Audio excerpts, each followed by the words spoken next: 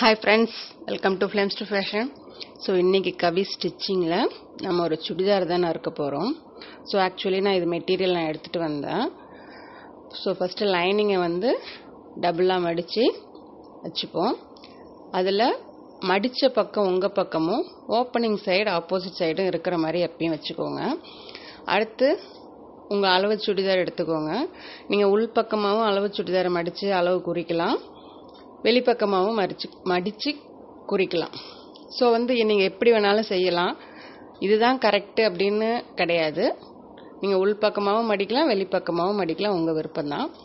So அளவு சுடிதாரையும் மடித்து மடிப்பு பக்கம் வந்து உங்கள் பக்கம் இருக்கிற மாதிரியும் ஓப்பன் சைடு ஆப்போசிட்டில் இருக்கிற மாதிரியும் வச்சுக்கோங்க.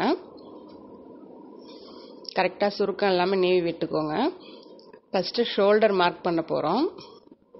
ஷோல்டர் வந்து நாம் தைக்கிறதுக்கு 1/4 இன்ச் இடம் விட்டுட்டு ஷோல்டரை மார்க் பண்ணணும். கரெக்ட் அளவு மார்க் பண்ணிவிட்டு நம்ம வந்து திரும்ப 1/4 இன்ச்சு வந்து தைக்கிறதுக்கும் மார்க் பண்ணணும் ஃப்ரண்ட் நெக்குக்கு. அதேமாதிரி ஷோல்டரையும் மார்க் பண்ணிக்கோங்க. நெக்ஸ்ட்டு ஆம்கோல் அளவையும் மார்க் பண்ணிக்கோங்க. ஆம்கோல் அளவு மார்க் பண்ணிவிட்டு தையலுக்கு கொஞ்சம் அளவு மார்க் பண்ணிக்கோங்க. அதுலேருந்து ஒரு 2.5 இன்ச்சு உயரம் மார்க் பண்ணிக்கோங்க. நெக்ஸ்ட்டு இடுப்பு பகுதியை மார்க் பண்ணிவிட்டு அடுத்து அந்த ஓப்பன் எங்கே வருதோ, சுடிதாரில் ஓப்பன் எங்கே வருதோ அதையும் நாம் மார்க் பண்ணிக்கலாம். அடுத்து உயரம். நான் அளவு சுடிதார் உயரம் வந்து கரெக்டாக வைக்கிறேன். ஏன் அப்படின்னாக்கா இது லைனிங் கிளாத், நம்ம மடித்து உள்ளே தைக்கும்போது லைனிங் கிளாத் உள்ளே போயிடும். ஸோ நமக்கு மெயின் கிளாத்து தான் வெளியில் தெரியும். ஸோ இப்போ வந்து நெக்கை ஜாயின் பண்ணிக்கோங்க. ஃப்ரண்ட் நெக் வந்து நான் 3.5 வச்சுருக்கிறேன். அடுத்து ஆம்கோலும் ஜாயின் பண்ணிக்கலாம். 1.5 இன்ச்சு வச்சு ஆம்கோல் மார்க் பண்ணிவிட்டு அதையும் அந்த கர்வையும் ஜாயின் பண்ணிக்கோங்க. நெக்ஸ்ட்டு வெயிஸ்ட் லைனுக்கு ஒரு ஸ்ட்ரெயிட் லைன் போட்டுக்கோங்க. திரும்ப அங்கேருந்து கட்டுக்கு கொஞ்சம் கர்வாக போட்டுக்கோங்க. இந்த கர்வாக போடுறது வந்து நமக்கு வந்து தொப்பை இருந்துச்சு அப்படின்னாக்கா அந்த கர்வில் வந்து நமக்கு தெரியாது. ஸோ அதுக்காக தான் அந்த கர்வு போடுறது. நீங்கள் வந்து அகலம் வந்து எனக்கு பெருசாக வேணும் அப்படின்னாலும் வச்சுக்கலாம், இல்லை ஸ்ட்ரெயிட்டாக வேணும் அப்படின்னாலும் நீங்கள் மார்க் பண்ணிக்கலாம். அது உங்கள் விருப்பம்தான். ஸோ இப்போ நம்ம அளவு எல்லாமே குறிச்சாச்சு, நறுக்க வேண்டியதுதான் இப்போ. ஸோ நான் ஃப்ரண்ட் நெக் வந்து 3.5 இன்ச்சு வச்சுருக்கிறேன். ஸோ அது வந்து நமக்கு 4 இன்ச்சு கிடைக்கும். பேக் நெக்கு பார்த்தீங்க அப்படின்னாக்கா 4 இன்ச்சு வச்சுருக்கிறேன். நமக்கு அது 4.5 இன்ச்சு கிடைக்கும். ஏன்னா அதை தைக்கிற அளவு போகிறதுக்கு மீதி பார்த்தீங்க அப்படின்னாக்கா அந்த அளவு நமக்கு கிடைக்கும். ஸோ அதை ரெண்டையுமே ஃப்ரண்ட் நெக்கு பேக் நெக்குன்னு தனித்தனியாக வெட்டி எடுத்துக்கிட்டேன். அடுத்து ஷோல்டர் கரெக்டாக ஆம்கோல் அளவு வரைக்கும் வெட்டி எடுத்துக்கிறேன். ஸோ இந்த வீடியோ உங்களுக்கு யூஸ்ஃபுல்லாக இருந்தால் சப்ஸ்கிரைப் பண்ணுங்கள். நெக்ஸ்ட்டு வெயிஸ்ட் லைன் நேராக கட் பண்ணிவிட்டு திரும்ப கர்வ் லைன் கட் பண்ணிவிட்டு திரும்ப நம்ம பாடியோடைய அகலம் அதையும் கட் பண்ணிக்கலாம். இப்போ கீழேயும் கட் பண்ணிக்கலாம். நம்ம இப்போ நான் கரெக்டாக அளவு வச்சு குறிச்சது எதுக்குன்னு உங்களுக்கு தெரியும்னு நினைக்கிறேன். நான் சொல்லிட்டேன் ஏற்கனவே. இப்போ நறுக்கி எடுத்தாச்சு. இப்போ என்ன பண்ண போகிறேன், ரெண்டையும் தனித்தனியாக பிரித்து எடுக்க போகிறேன். எங்கெங்கே கட் போடணுமோ அங்கங்கே கட் போட்டுக்கோங்க. ஆம்கோல் கட்டு, நம்ம ஓப்பன் கட்டு எல்லாத்தையுமே போட்டுக்கலாம். வெயிஸ்ட் லைன் வந்து ஸ்ட்ரெயிட்டாகவும் அதுக்கு கீழே வர்றது கர்வியாகவும் வரைஞ்சிக்கோங்க. நெக்ஸ்ட்டு கீழே மடித்து தைக்கிறதுக்கு 1.5 இன்ச்சு நான் மார்க் பண்ணுறேன். அந்த 1.5 இன்ச்சு நம்ம மடித்து உள்ளே தைக்கும்போது நமக்கு வந்து சுடிதாரோடைய லைனிங் வந்து உள்பக்கமாக போயிடும். ஸோ எதை மடித்து தைக்கணும் அப்படின்றதையும் அளவு வச்சு நான் குறிச்சிக்கிறேன்.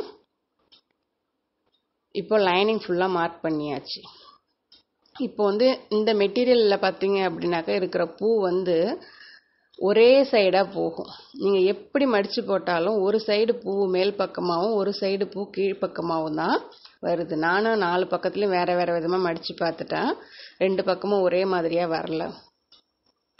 பாருங்கள், எப்படி நீங்கள் மடித்து தைச்சாலுமே வந்து ஒரு பக்கம் பூ வந்து மேலே போகுது, ஒரு பக்கம் பூ வந்து கீழே போகுது. ஸோ இப்போ நம்ம எப்படி லைனிங் கிளாத் எப்படி மடித்தோமோ அதே மாதிரியே நம்ம மெட்டீரியலையும் மடிச்சுக்கலாம். அப்படியே லைனிங்கை மேலே வச்சு பாருங்க.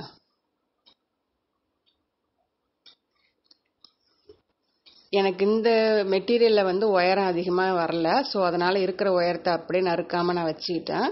சப்போஸ் நமக்கு மடித்து தைக்க பத்தலை அப்படின்னாக்கா கிளாத் போட்டு கூட நம்ம மடித்து தைச்சிக்கலாம். நான் உயரத்தை நான் இந்த இருக்கிற மெட்டீரியல்லேருந்து நான் குறைக்கவே இல்லை. ஸோ ஃப்ரண்ட் பார்ட் தனியாக பேக் பார்ட் தனியாக நான் மடித்து வச்சுட்டேன். நெக்ஸ்ட்டு நம்ம ஸ்லீவ் கட் பண்ணுவோம்.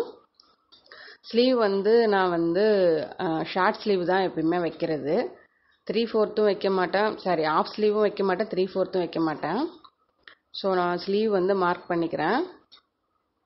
தையலுக்கு இடம் விட்டுட்டு என்னுடைய அளவுக்கு தகுந்த மாதிரி நான் மார்க் பண்ணிக்கிறேன். அதுலேருந்து ஒரு 2 இன்ச்சு மார்க் பண்ணிக்கிறேன். திரும்ப ஷோல்டர்லேயும் மார்க் பண்ணிக்கிறேன். இப்போது அந்த மேலே உள்ள ஷோல்டரையும் ஆம்கோல் பாயிண்ட்டையுமே நம்ம ஒரு லைன் போட்டு ஜாயின் பண்ணிக்கலாம். இப்போ அதை வெட்டி எடுத்துக்கலாம். நீங்கள் எதாவது டிசைன் பண்ண போகிறீங்க அப்படின்னாக்கா அதுக்கு தகுந்த மாதிரி நீங்கள் வெட்டிக்கலாம். நீங்கள் முன்னாடியே பிளான் பண்ணியிருந்தீங்க அப்படின்னாக்கா அதுக்கு தகுந்த மாதிரியே உங்கள் ஸ்லீவை நீங்கள் வெட்டிக்கலாம். நான் எந்த பிளானும் பண்ணல, நான் ப்ளைனாக தைக்கிற ஐடியாவில் தான் நான் வந்து நறுக்கினேன். ஸோ தைக்கும்போது வேணால் எதாவது டிசைன் தோணுச்சு அப்படின்னாக்கா டெம்பிள் லேஸ் வச்சுருக்கேன். ஸோ அது கொடுத்து கூட நான் தைச்சிப்பேன். ஸோ நமக்கு தையல் தெரியும், நம்மளால் தைக்க முடியும் அப்படின்னாக்கா நீங்கள் எப்படி வேணாலும் தைச்சிக்கலாம். அதுக்கு லிமிட்டே கிடையாது. நம்ம க்ரியேட்டிவிட்டிக்கு லிமிட்டே கிடையாது. ஸோ பாருங்கள், இப்போ நம்ம எல்லாத்தையுமே நறுக்கி எடுத்து வச்சாச்சு. ஸோ நெக்ஸ்ட்டு வர பார்ட்டில் சுடிதார் எப்படி ஸ்டிச் பண்ணுறது அப்படின்னு நான் சொல்கிறேன். தேங்க்ஸ் ஃபார் வாட்சிங்.